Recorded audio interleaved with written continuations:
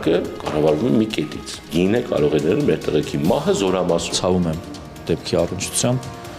բայց նոր բան ասել չեմ կարող։ Սա մասամբ նաև պայմանավորված է այսպես կոչված քրեական ենթամշակույթով։ Ստրեսը կարող է նպաստի։ Կարող է լինել ինքնավնասման վերափոխսաքննություն իրականացումը այն մարմինը, ով իրականացրել է փոխսաքննությունը։ Չունենք վերլուծություն։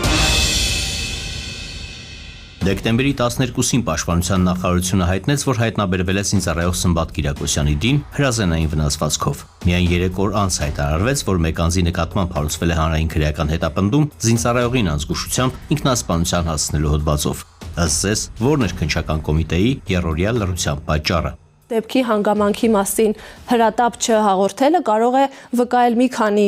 խնդիրների մասին, առաջին հերթին փորձելու քրեական գործը որակել այլ հոդվածով, քան իրականում եղել է դեպքը, միայն կարող եմ ենթադրել դրա պատճառների մասին։ Ավելի հաճախ էին լինում չտարածելը տեղեկատվության ընդհանրապես, թե Պաշտպանության նախարարության կողմից, թե հետագայում քննչական կոմիտեի կողմից եւ այս մոտեցումը միայն կարող են որակել որպես որոշակի տեղեկատվություն փակելու, ծածկելու փորձ, որովհետեւ եթե հնարավոր է եղել նախկինում, հիմնականում գործի նյութերը ուսումնասիրելով հրապարակել հնարավորինս արագ տվյալներ զինծառայողի մահվան հանգամանքների եւ պատճառների մասին եւ հետագայում նաեւ հրապարակել քրեական գործի հոդվածը, ինչն էր խանգարում հիմա լինել ավելի օպերատիվ եւ արագ տեղեկատվություն տարածել հասարակության համար, լինել թափանցիկ ու հաշվետվողական, որը եւ ակնկալում ենք հենց Պաշտպանության նախարարությունից եւ քննչական մարմիններից։ Քանի զինծառայող է մահացել 2024 թվականին, քանիսը 2025-ին եւ ինչ պատճառներով։ 2024 թվականի ընթացքում մեր կազմակերպության ուսումնասիրությունների համաձայն արձանագրվել է 40 զինծառայողի մահացության դեպք, 2025 թվականի այսօրվա դրությամբ նույնպես մեր տվյալներով 19 զինծառայողի մահացության դեպք է արձանագրվել։ 2025 թվականի բոլոր մահացության դեպքերը ոչ մարտական պայմաններում են, այսինքն ոչ թե հրադադարի ռեժիմի խախտման հետևանքով, այլ ոչ մարտական պայմաններում, որը ներառում է ինքնասպանության հասցնել, ինքնասպանություն, սպանություն, թշբախտ պատահարներ, առողջական խնդիրներ, ավտովթարի հետևանքով մահվան դեպքեր եւ այլն, եւ նույն պատճառները եղել են նաեւ 2024 թվականին։ Մեր տվյալները մենք հավաքագրում ենք հասանելի աղբյուրներից, պաշտոնական, ոչ պաշտոնական, բայց գալիս ենք մի այնպիսի կետի, որ տեղեկատվություն չունենք որոշակի դեպքերի մասին եւ դրանց մասին ստիպված ենք լինում տեղեկատվության հարցմամբ, պաշտոնական տեղեկատվության հարցմամբ իմանալ թե Պաշտպանության նախարարությունից, թե քննչական կոմիտեից եւ թե գլխավոր դատախազությունից եւ կարող եմ ասել, որ օրինակ հենց 2025 թվականի մահացության դեպքերի մասին, առաջին կիսամյակի մասին է խոսք 2025 թվականի,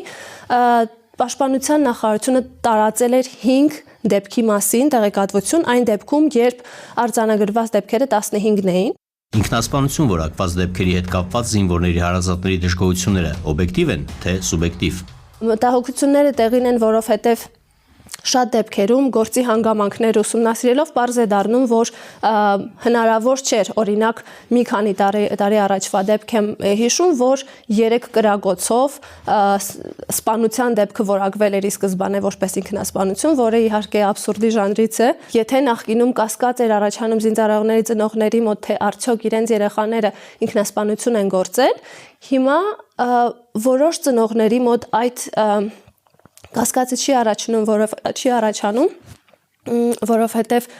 քննչական գործողությունների արդյունքում ձեռք են բերվում բավարար ապացույցներ, որ տեղի է ունեցել ինքնասպանություն, բայց այստեղ կա ավելի կարևոր հանգամանք, որին պետք է ուշադրություն դարձնել, թե ինչն է նախորդել ինքնասպանության դեպքին։ Եվ բոլոր դեպքերում ուսումնասիրությունները, կազմակերպության տվյալները եւ բաց հնարավոր բոլոր աղբյուրների ուսումնասիրությունները, քրեական գործով ներգրավվածության արդյունքում գործերի նյութերին ծանոթանալով, տեսնում ենք, որ բոլոր ինքնասպանության դեպքերին նախորդել են արժանապատվությունը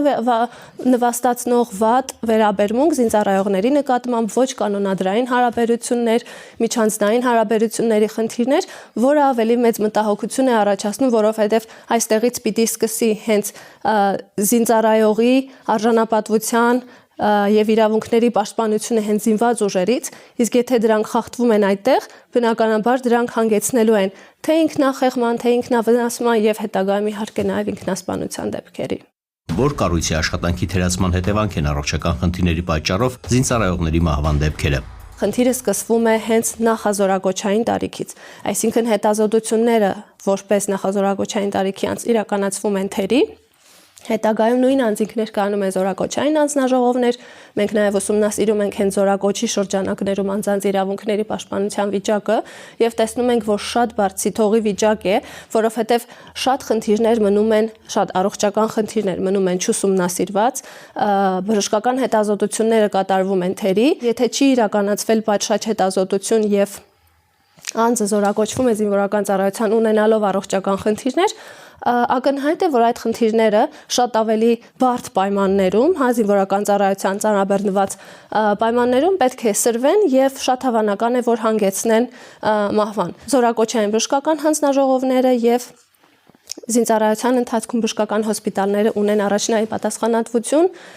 զինծառայողների առողջության պաշտպանության իրավունքի ապահովման տեսանկյունից։ Ինչ պետք է անել զինված ուժերում ոչ մարտական պայմաններում զինծառայողների մահվան դեպքերը նվազագույնի հասցնելու, բացառելու համար։ Սպա հոգեբանի ինստիտուտի առկայությունը, որը 2013 թվականից արդեն իսկ գործում է, դեռևս կայացած չէ։ Այսինքն ինստիտուտը կա, սպա հոգեբաններ զորամասերը, որոշ զորամասեր ունեն, բայց ոչ բոլոր զորամասերն են համալրված համապատասխան մասնագետներով, մասնագետները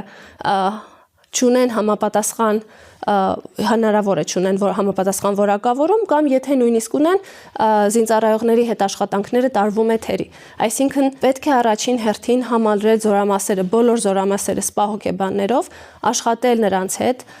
զինծառայողների հետ աշխատել, փորձելով բացահայտել ռիսկային գոտում, տագնապայնության գոտում գտնվող ինքնավնասման եւ ինքնասպանության մտքեր ունեցող զինծառայողների հետ հատկապես առանձին խոսել եւ փորձել միջանձնային հարաբերությունները կարգավորել եւ միաժամանակ դա աշխատանք է, որը պետք է տարվի բազմակողմանի։ Սպա հոգեբան, զինծառայող, հրամանատար բոլոր օղակները պիտի ներգրավված լինեն, որպեսզի հնարավոր լինի հասնել առավել արդյունքի։